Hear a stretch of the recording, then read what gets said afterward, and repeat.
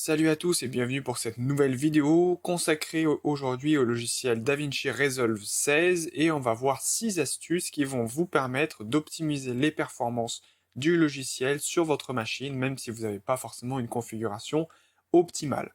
Alors la première chose qu'on va voir c'est au niveau du disque dur.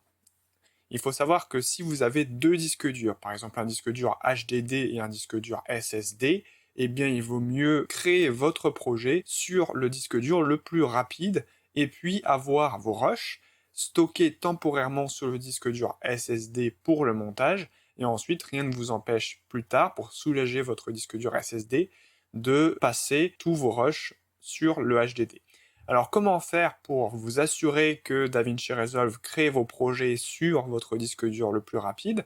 Vous pouvez aller ici dans DaVinci Resolve, Preferences, juste en dessous de Memory and GPU, vous avez Media Storage, et là vous avez la location de votre projet. Donc là on voit que DaVinci Resolve stocke sur mon disque dur D, donc c'est pas le plus rapide.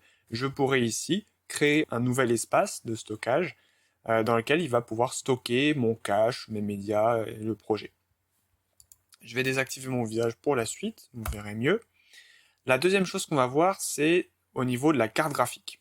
Alors, si votre PC n'a pas de carte graphique, vous n'êtes pas forcément concerné par ce point-là, mais si vous avez une carte graphique et vous voulez vous assurer que votre carte graphique est bien enregistrée sur DaVinci Resolve, et bien dans ce cas-là, il suffit d'aller ici dans DaVinci Resolve, Preferences, on va aller dans Memory and GPU.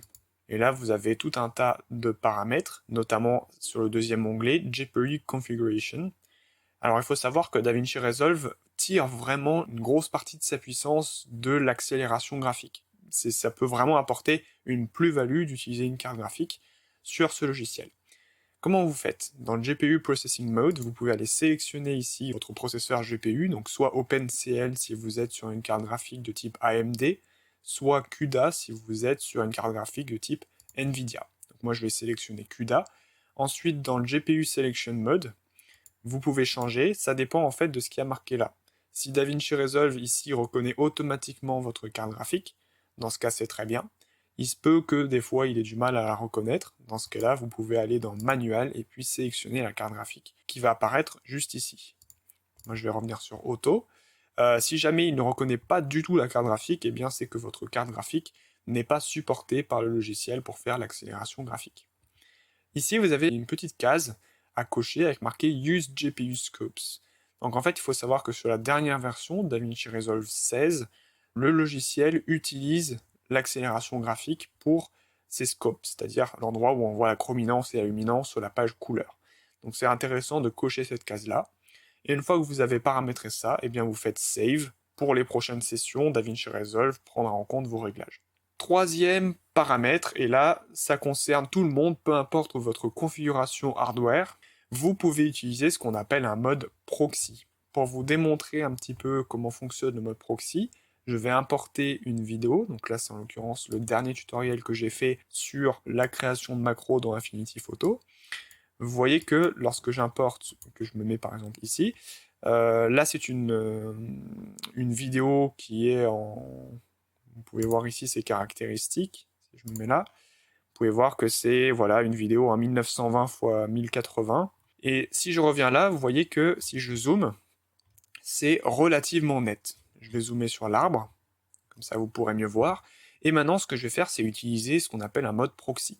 Qu'est-ce que c'est qu'un mode proxy? Un mode proxy, c'est un mode qui va vous permettre de diminuer la résolution de votre affichage, dans le viewer ici, mais ça la diminue uniquement lorsque vous faites du montage. À l'export, bien entendu, vous conservez votre qualité d'origine, donc c'est très très utile, notamment les modes proxy si vous éditez de la 4K. C'est moins vrai pour la haute définition, hein, parce que forcément c'est très peu gourmand, mais voilà, encore une fois, ça dépend de votre machine. Moi, vous voyez que si je clique ici sur Play, j'ai ici, vous voyez, 30 images par seconde, c'est instantané, ma machine arrive à gérer de façon correcte la HD, mais il se peut que vous ayez ici un petit indicateur rouge pour vous dire que, eh bien, il ne lit pas à 30 images par seconde. Donc pour ça, on va aller dans Playback, et ici on va aller dans Proxy Mode, et là vous pouvez activer une demi-résolution ou une quart de résolution. Donc regardez bien ici la qualité de mon arbre, Si je le mets en half resolution, déjà vous voyez que c'est beaucoup plus pixelisé. Si maintenant je me mets en quarter resolution, vous voyez que maintenant c'est complètement flou. Mais pour juste de l'édition, vous n'avez pas forcément besoin d'une résolution excellente. Par contre, lorsque vous êtes sur la page Color, lorsque vous sélectionnez une couleur de façon précise, bien entendu, vous pouvez désactiver le mode proxy. Donc je vais désactiver le mode proxy et on va passer au 4e conseil d'optimisation sur DaVinci Resolve, qui est l'utilisation du rendu cache. Alors comment ça fonctionne? Il suffit d'aller dans la petite roue crantée juste en dessous, et là vous avez différents paramètres qui s'ouvrent, dont dans l'onglet Master Settings, tout un tas d'informations. Si vous descendez, vous allez ici avoir deux onglets principaux, Optimize Media and Render Cache, et puis Working Folders. Ça peut être intéressant de vérifier le dossier dans lequel vont être stockés vos caches, donc Cache File Location, et s'assurer que, bien entendu, ce soit situé sur votre disque dur le plus rapide. Une fois que vous avez fait ça, on peut retourner ici dans l'onglet juste au-dessus, Optimize Media and Render Cache, et s'assurer que chacune de ces cases-là soit cochée. Donc une fois que vous avez coché ces 3 cases, vous pouvez cliquer sur Save. Maintenant, il faut savoir ce que c'est que le mode cache. En fait, à chaque fois que vous ajoutez sur DaVinci Resolve un effet, lorsque vous ajoutez une transition, etc., mais ça demande énormément de puissance de calcul pour votre carte graphique ou votre processeur. Le problème, c'est que quand vous êtes en train de lire votre vidéo, comme ceci, eh bien, lorsque ça passe au niveau d'une transition, je peux faire une transition rapidement, voilà, par exemple, là j'ai ma transition, lorsque ça passe au niveau de la transition, ça demande énormément de puissance. Donc, ça dégrade votre flux de lecture. Pour éviter ça, on peut demander à la carte graphique ou au processeur de précalculer cette transition de manière à ce que lorsque vous serez en train de lire la vidéo, eh bien, ça ne lag pas, puisqu'il aura déjà calculé cet effet-là. Donc comment on fait ça? On va aller ici dans Playback, Render Cache, et là vous avez plusieurs paramètres. Vous avez Smart, donc là c'est DaVinci Resolve qui, en fonction des performances de votre machine et de ce que vous avez mis dans votre projet, va automatiquement définir ce qui doit être mis en cache et ce qui ne doit pas être mis en cache. Ou alors vous avez ici le mode User, dans lequel on avait dit que toutes les transitions, tous les effets fusion, tous les modes composites doivent être mis en cache. Alors on peut aller dans User, et là vous voyez que ici il y a une petite bande d'abord rouge, puis ensuite bleue, qui apparaît au-dessus de chacun de vos effets, transitions, etc. Lorsque vous avez une bande rouge, ça veut dire que DaVinci Resolve n'a pas encore calculé l'intégralité de l'effet, ne l'a pas mis encore en cache. Et puis, lorsque la bande est bleue, ça veut dire que votre effet est complètement mis en cache, donc complètement calculé par votre carte graphique. Ce qui fait que si vous vous amusez à lire votre clip, eh bien, il n'y a aucune latence au niveau de cette transition. Bien entendu, comme le mode cache est stocké sur votre disque dur rapide, eh bien, pour pouvoir libérer de la place une fois que vous avez exporté votre projet, vous pouvez aller dans Playback et ici faire Delete Render Cache. Et là, vous pouvez sélectionner un de ces 3 paramètres. Vous pouvez tout enlever. Donc ça, c'est une fois que vous avez généralement exporté votre projet. On peut enlever le cache qui est inutilisé ou on peut enlever le cache sur certains clips seulement sur votre timeline. Voilà pour cette 4e astuce. Maintenant, on va voir comment utiliser quelque chose qu'on appelle les médias optimisés. Pour comprendre ce qu'est un média optimisé, on va aller dans la page médias. Alors peut-être que vous serez sur ce mode-là.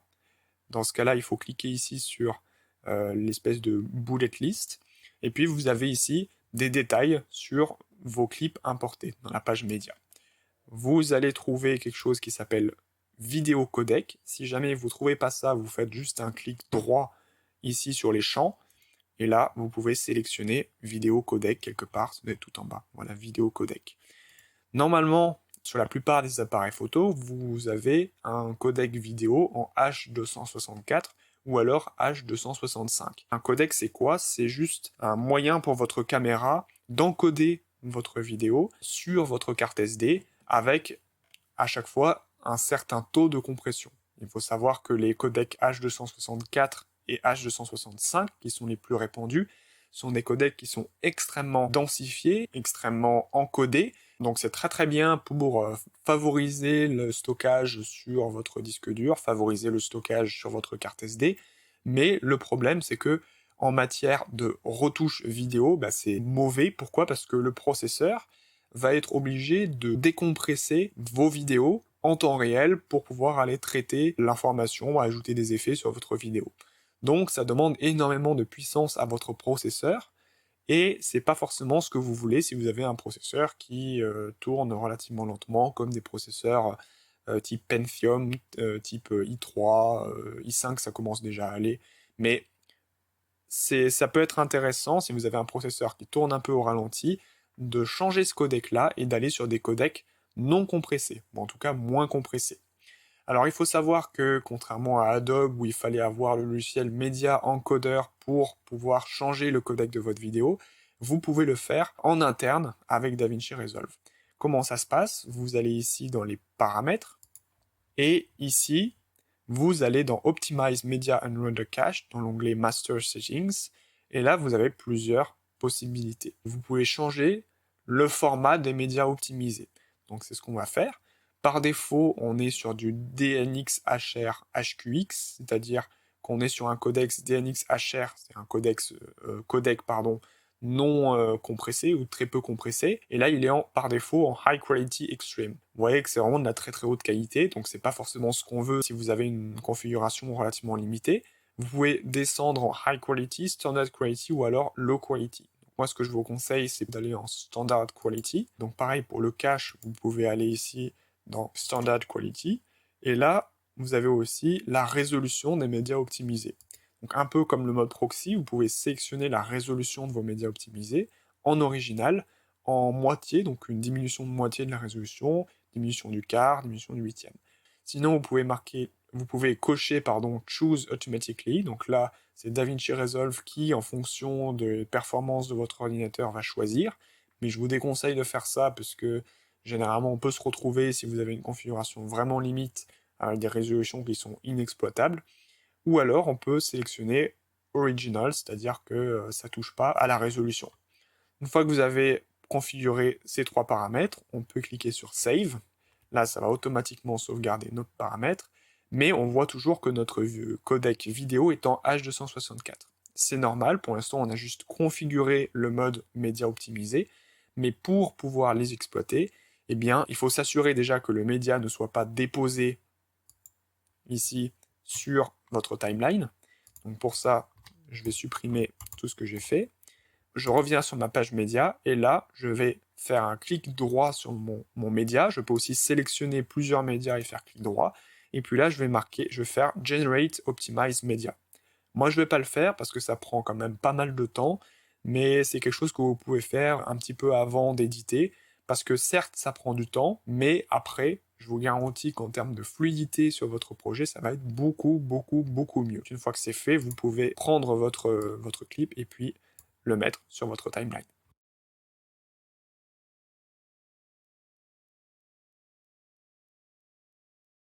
Sixième et dernière astuce que nous allons voir, ça concerne la gestion de l'enregistrement de vos projets. Comment on fait pour configurer ces enregistrements? On va aller dans DaVinci Resolve, Preferences, et là on va s'assurer d'aller non plus dans System mais dans User. Dans User, vous avez tout un tas de paramètres et notamment un onglet qui s'appelle Project Save and Load. Et là, vous avez deux onglets, Load Settings, et puis un onglet qui va nous intéresser, Save Settings. Vous avez ici une case qui s'appelle Live Save. Donc si vous la cochez, DaVinci Resolve va automatiquement sauvegarder votre projet à chaque fois que vous faites quelque chose. Donc potentiellement c'est bien, à condition que le disque dur sur lequel est enregistré le projet soit rapide. Si votre disque dur sur lequel est enregistré le projet est un HDD qui fonctionne à 5400 tours par minute, c'est fortement déconseillé de faire de la sauvegarde automatique à chaque fois que vous faites quelque chose, que vous changez un réglage. Par contre, le Live Save, ça a quelque chose de bénéfique, c'est que tant que vous n'avez pas enregistré votre projet, beaucoup de calculs, beaucoup de données se stockent sur la RAM. Et si vous êtes un peu limité en mémoire RAM, que vous avez que 4 Go, 6 Go, 8 Go de RAM, eh bien ça peut vite poser problème. Vous pouvez avoir des débordements de RAM, et auquel cas ça peut ralentir fortement votre expérience. Donc à ce moment-là, si vous avez un disque dur par exemple SSD mais que vous avez très peu de RAM, vous pouvez cocher Live Save. Deuxième chose que vous pouvez faire, c'est ici cocher Project Backups. Ça va dire à DaVinci Resolve de stocker de façon régulière. Vous pouvez définir ici la fréquence d'enregistrement de votre projet.